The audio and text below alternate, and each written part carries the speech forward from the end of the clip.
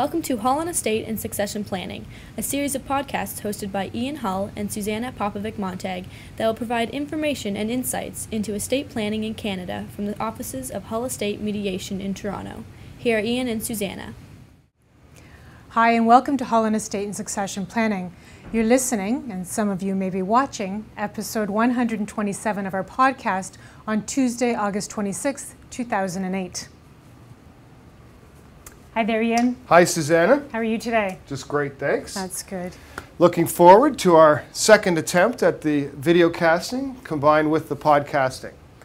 So we want to turn back to this whole will challenge process. And in our last podcast, we were talking about situations where people come to see us where they feel that they have been left out of the will, or those who come to see us who want to uphold a will. And today, we're going to talk about the process itself. Now, we ended our last podcast talking about will challenges in the context of what were the importance of the testamentary documents, what were the wills, and why we needed to get them under control.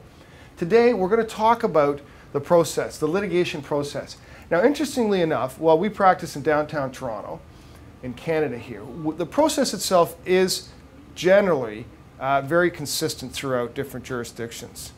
And so what we want to talk a little bit about today is the global litigation process. And for those of you watching, we've got our smartboard up and running, and we're going to spend some time walking through our chart that we find very helpful with our clients to talk about the process itself. And the very first step, for those of you who can see it, is the preliminary investigation stage. And this is where we try to find the basic known facts. And during our last podcast, we talked about things like developing the family tree, developing an understanding of the background of who the deceased really was, what their life was like, what the circumstances surrounding his or her will making was all about. And so this is where you start in the whole process by getting the story, getting an understanding of the players, and then we take it to the next level. And so we're working through our chart here. We've started with our preliminary facts, all right, and an investigation into this. Now, this stage has to be done fairly comprehensively.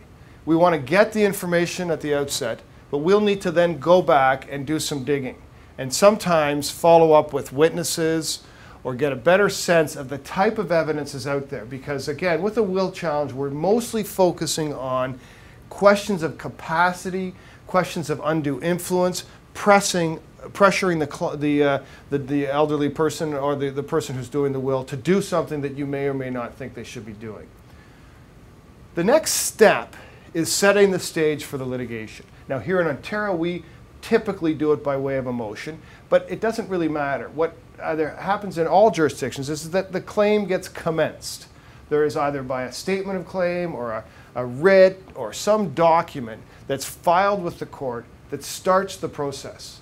And as I say, in Ontario, we actually we bring a motion and we go to the court and set the stage, setting out what legal issues are at stake in the process. And of course, the ultimate goal of a motion for directions is to obtain an order giving directions. And we tell clients that that really is a map work of the litigation process. It gives timelines for when things will be done. It gives authority to individuals to collect some of the documentation that is crucial for a will challenge. And it most often deals with vesting someone with authority to deal with the estate pending the entire litigation process.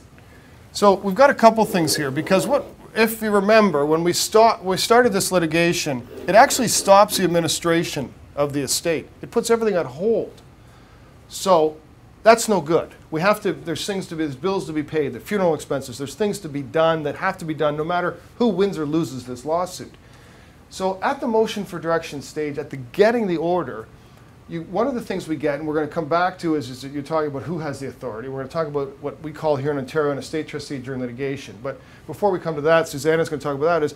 I just want to mention is that at this order, we will get let's talk a little bit about what we're going to get at that order. And that order, we've already said, was going to set the stage. Who's challenging the will, who's defending the will, and all of those with a financial interest are put on notice.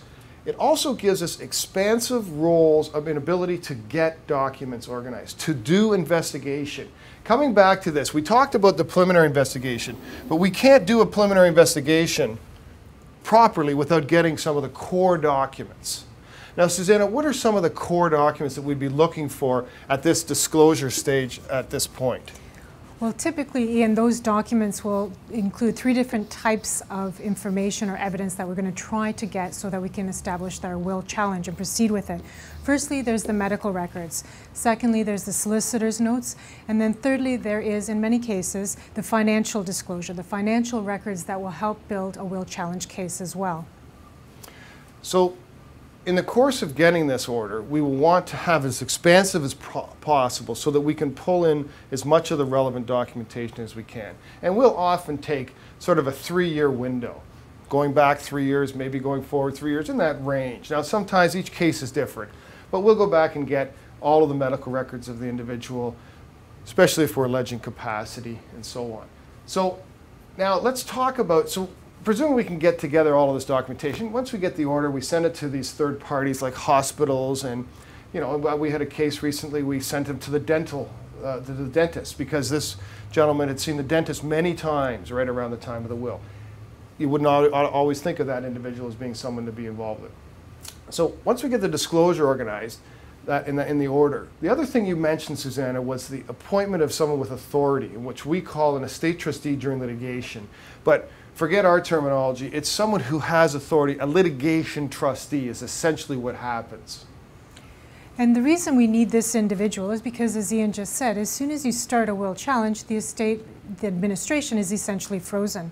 So you are actually challenging a will that may or may not appoint an executor, and as soon as you do that, then that appointment is in question. So we need to vest someone with authority to act on behalf of the estate in the meantime, and that's this litigation administrator, this, just in the old terminology used to be just an administrator, an individual who can act on behalf of the estate.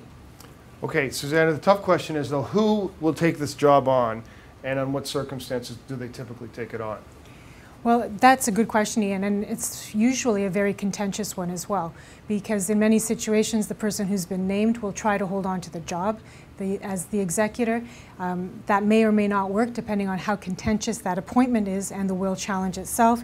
There's always an opportunity to have a neutral third party put in, and that really is based on the cases that have been resolved out there. That's the court's preference, to put someone in who has no vested interest in it but will administer the estate during the course of the litigation. And often that entity is a trust company. We see that a lot of times because they are professionally trained and ready to step in. Professionals, accountants, lawyers, they can sometimes come in depending on the pricing and things like that, depending on the kind of assets. We had an interesting case where we had a tremendous piece of real estate that needed to be developed. It required someone with real estate expertise, development expertise. So all the parties sat around and said, well, we're not sure who's going to get this, but we do know that we want to sell it, and we need someone well qualified to sell it. We can't just put it in the hands of just anyone. So those are the kind of choices you have. All right, we're going to talk now about discoveries, and that is the next stage before we wind up this podcast today. And that is the process where you make a real strategic call. And we're going to talk about discoveries and mediation, what the best steps are to take, and when to take them, and investigate into that sort of those important timetables. But we'll save that for our next podcast. Thanks very much, Suzana. Thanks to you too, Ian. You've been listening to Hull on Estate and Succession Planning with Ian Hull and Suzana Popovic-Montag. The podcast you've been listening to has been provided as an information service. It is a summary of current legal issues in estates and estate planning. It is not legal advice, and you are reminded to always talk with a legal professional regarding your specific circumstances. To listen to other Hull On podcasts or to leave any questions or comments, please visit our website at hullestatemediation.com.